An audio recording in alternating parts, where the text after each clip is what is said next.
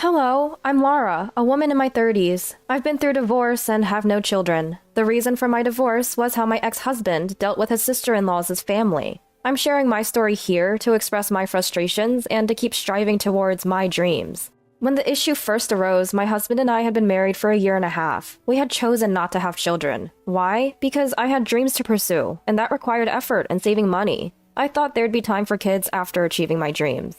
My husband, his father, and his mother all understood and supported me. I grew up in a close-knit family with parents, a sister, and a brother. We always chat and have fun together. On the other hand, my husband's family kept to themselves and didn't interfere much in each other's lives. In fact, we'd only hear from his parents once every 2 months or so for a quick update. When we were dating, he respected my dreams and liked that I was family-oriented. Since his family seemed hands-off, I thought we'd manage well after marriage. But after we got married, my husband began inviting his sister and her kids over constantly. And then one day, my husband David said this: "My sister has 3 boys and it's tough for her. Help her out. Pick up the kids from preschool, make meals, and even give more gifts." Now, if his sister, a housewife, was busy, I could have understood. But her kids were a handful, and I simply didn't have the time since I also work. When I refused, my husband got angry out of nowhere.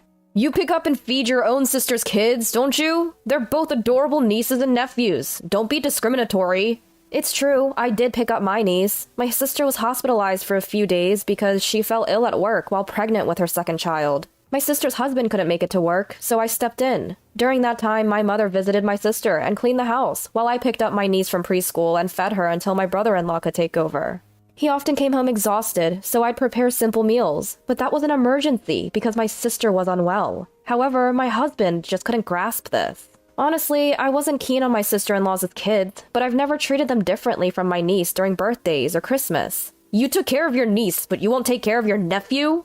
Taking care of my niece was different. She's my relative. Maybe you should handle your own sister's kid, especially since you're the one who wants to take this on. "But I work late. Picking up the kid from preschool is out of the question, and let's not even talk about my cooking skills." Having my sister-in-law's kids over was always a handful. My husband couldn't manage them all on his own. It was just too much. They'd run around, grab handfuls of cake, and fights would break out in a snap. Whenever I cooked, they'd complain it was gross and uneatable. Initially, we'd consult with my sister-in-law and her husband about gifts for the kids, buying them secretly. But at one point, she just asked for cash instead. Assuming she had her reasons, we went along, setting a certain amount to give her each time. Turns out, she was pocketing the money, and the kids started calling us stingy. I felt it was bold of her to take the money and still ask for more gifts. I didn't like these kids, who were neither polite nor careful with our things.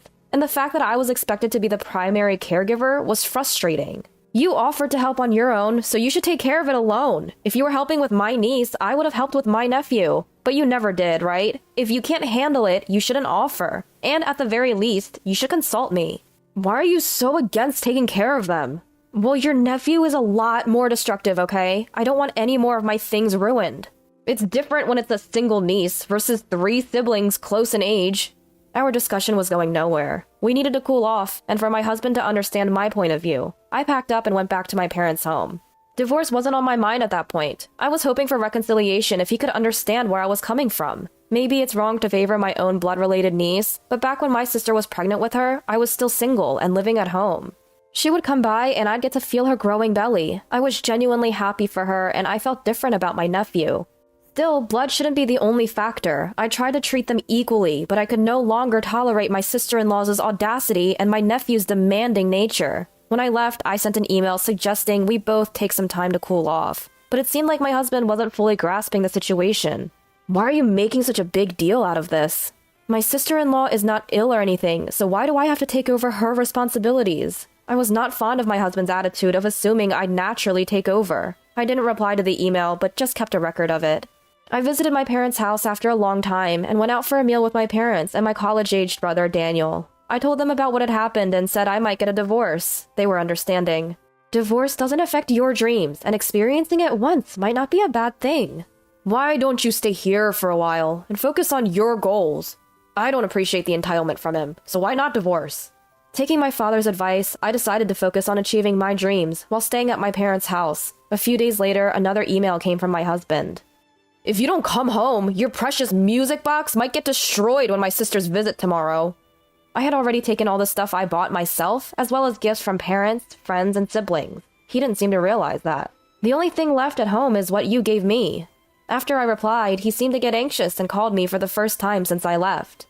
Your brother came over unannounced, played games when I wasn't home.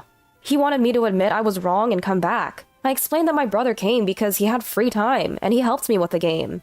It just so happened to be a day my husband was at work. I had paid for the gaming console, and the games were mine too. I hadn't inconvenienced him in any way. I won't return with that attitude. I'm doing just fine, and I don't want to meet your sisters or nephews because I don't like them. With those final words, I hung up the phone on my husband. I consulted my mother-in-law because my husband showed no remorse, only to learn that he and his sister weren't close in the past. Given that she got pregnant and married as a teen, leaving home early, it's kind of expected they didn't get along. Even my mother-in-law had no idea why they'd suddenly become close now. I had all my treasured music boxes with me, and I didn't care about the stuff my husband had given me. Ignoring his emails led to a photo of my broken music box arriving that night.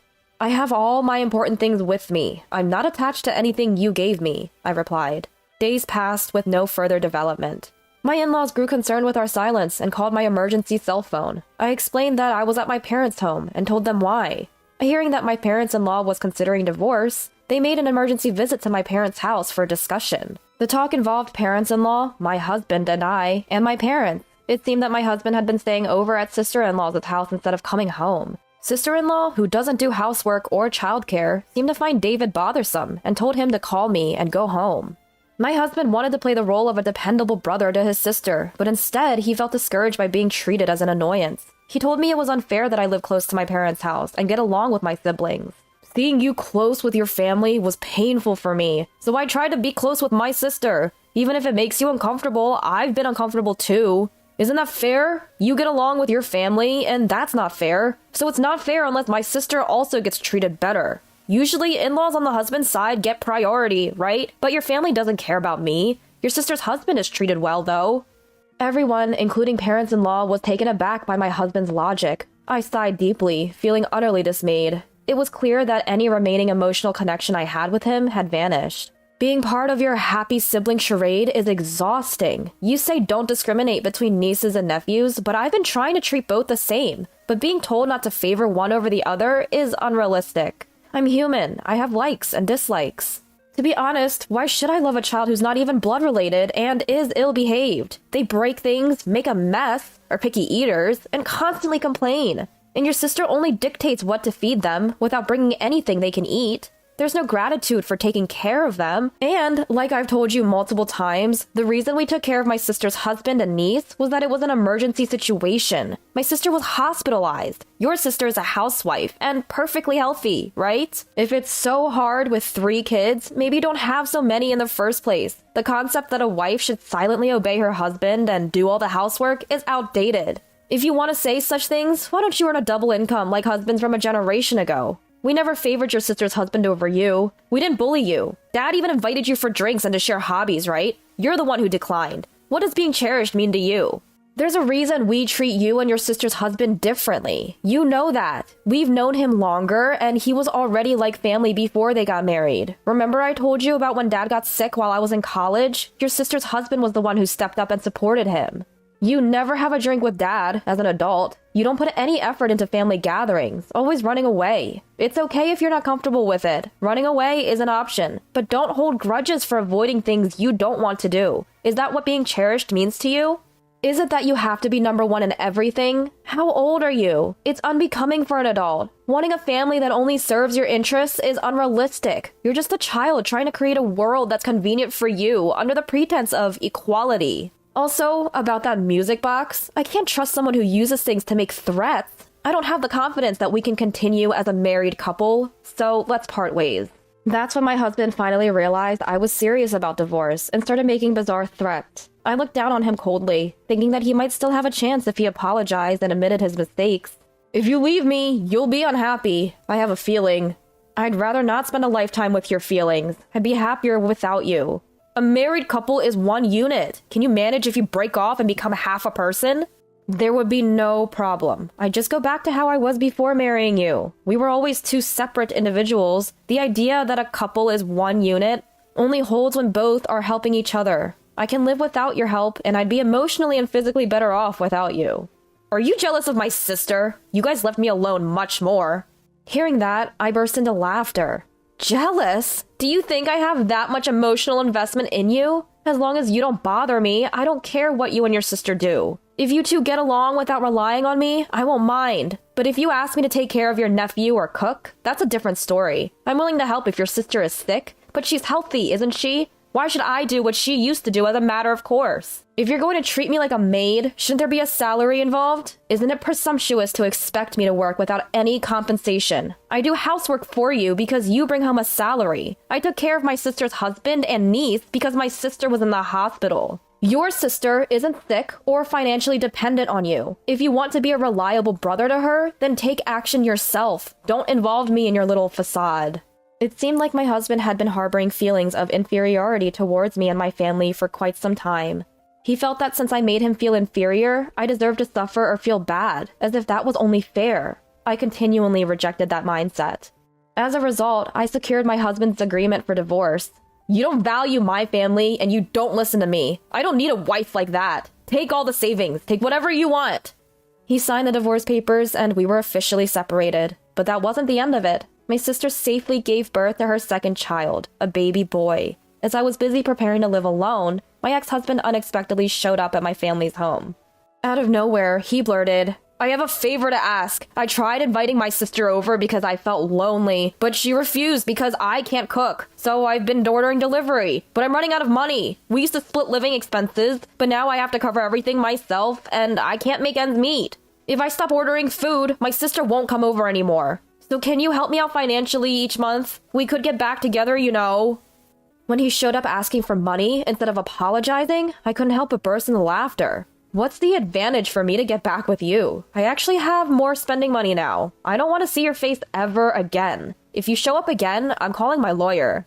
I had my dad and brother, who had come out just in time, send him away. Although he hasn't visited since, he still sends emails regularly. The more I read his incessant demands for money, the more I realize how poor my judgment of character was. I've been ignoring his emails, and eventually they stopped coming. Rumor has it he's drowning in debt and has gone on the run. I can't say for sure if that's true, but it seems he's definitely struggling financially. I have no lingering feelings for him, so as long as it doesn't ruin my peace of mind, that's fine by me. Right now, I'm living fulfilling days, playing with my family and chasing my dreams while working. Seeing my sister and her husband, it's clear that marriage can bring happiness, but I think there's also value in pursuing happiness that isn't tied to marriage. I might meet someone and remarry someday, or I might continue to chase my dreams and spend my days with my family. Either way, I want to live my life my way, seeking the kind of happiness that suits me, instead of conforming to society's general definition of happiness.